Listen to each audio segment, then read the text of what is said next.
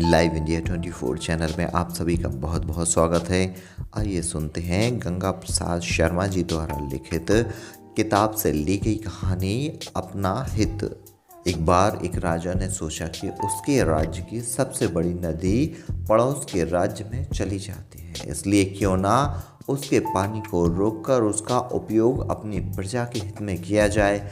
उसने अपने मंत्री के सामने यह विचार रखा तो मंत्री ने कहा, महाराज, न जाने कितनी सदियों से यह पानी बहकर उधर जाता है और लाखों लोग इसका उपयोग करते हैं। हम इस जल को रोककर बेवजह पड़ोस के राज्य से शत्रुता क्यों मोल लें। राजा ने मंत्री की एक बात न सुनी और बोला, हमारा आदेश है कि नदी को आगे से भर दिया जाए ताकि उसका जल उस ओर जा ही ना सके। ऐसा ही किया गया। गर्मी के दिनों में जब नदी में जल बहुत कम रह गया तो उस जल का सभी ने प्रयोग किया, लेकिन जैसे ही वर्षा आरंभ हुई नदी में जल चढ़ गया। जल के आगे जाने का मार्ग दीवार बनाकर रोक दिया गया था। इससे नदी का पानी नगर में प्रवेश कर लोगों के घरों में घुस गया। अब तो समूची प्रजा इधर उधर भागने लगी।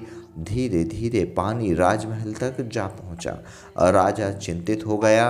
यह देखकर मंत्री बोला, महाराज, मैंने तो आपसे पहले ही कहा था कि दूसरों का अहित करने से पहले मनुष्य अपना ही अहित करता है।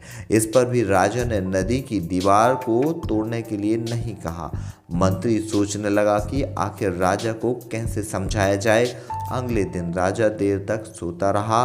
बादल के कारण सूर्य नहीं निकला। जब राजा ने अंधेरा होने का कारण जानना चाहा तो मंत्री बोला, महाराज, सूर्य की दिशा हमारे पड़ोसी राज्य में है। उन लोगों ने भी ठान लिया है कि सूर्य का केवल अपने लिए ही प्रयोग करेंगे।